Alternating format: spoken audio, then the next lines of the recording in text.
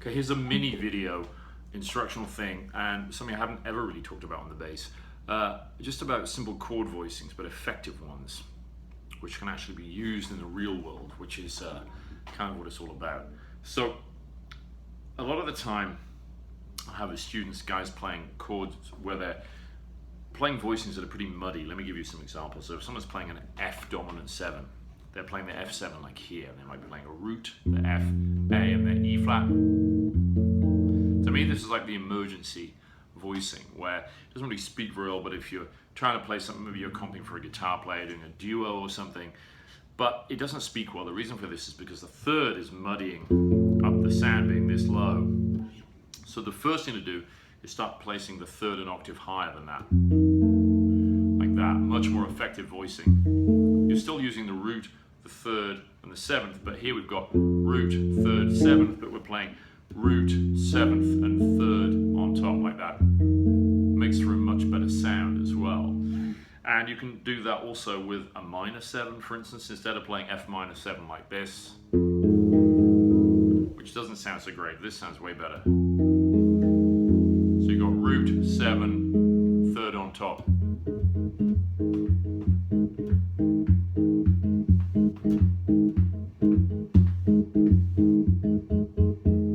Here that sounds a lot nicer. Here's with the dominant.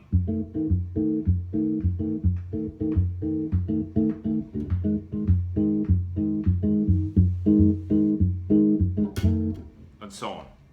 That works nicely. Same with major 7 as well. Again, major 7 here to my ears doesn't sound so great. It's muddy, but this sounds way sweeter. And this is much more the way a guitar player would voice it. You can look at a guitar player's hands. They're very rarely playing anything like these voicings. It's usually the typical kind of bar chord voicings, like for a major chord. You see guitar players playing this all the time. There's major, minor, just take the third down a half step and bar across with your first finger. Works great. The fifth is a very disposable note in the chord, unless it's been altered, flattened, or sharpened. You can really leave it out, especially on a bass, on a 4-string bass. Now, to jump ahead some more, now the other thing you can do is start leaving out even the third in a voicing. Start replacing it with the second of the chord. Let me give you an example. And this can be interesting, because even though I'm not playing the third, to me, this can be a nice voicing even for a major 7 chord. Let's go C major 7. Well, typically we might play it like that, or an F major up here, A flat, these kind of things. Now, but let's look at it up here on the bass. Let's say we're going to do, actually let's do an E, then we can drop in the low E, which is nice.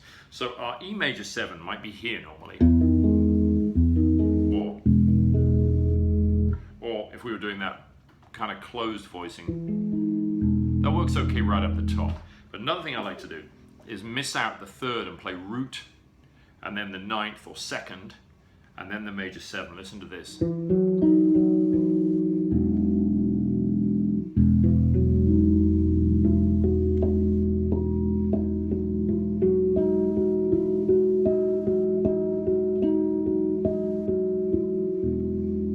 And that's kind of an interesting sound as well. And again, although the major 3rd isn't there, it's almost implied. That certainly doesn't sound to me like it's supporting a minor 7 sound. To me, it's a very open E major sound, all right?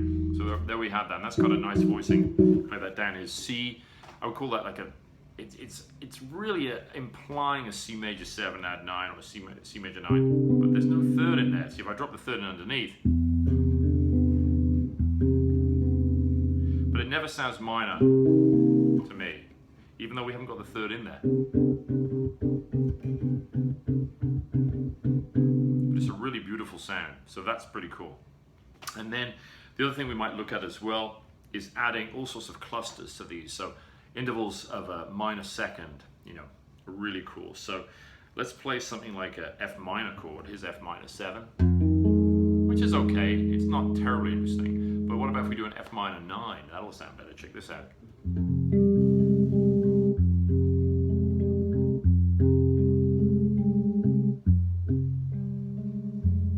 The reason why this sounds so pretty is because we've got root, 5th, 9th, and then there's that third on top again. So we've got this half step interval between the 9th and the minor 3rd on the top.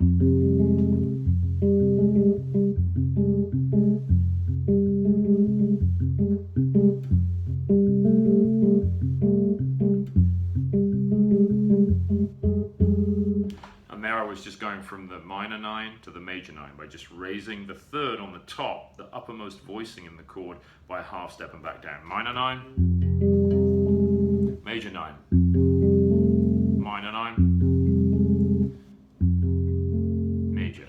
Works really well to just go alternate between them.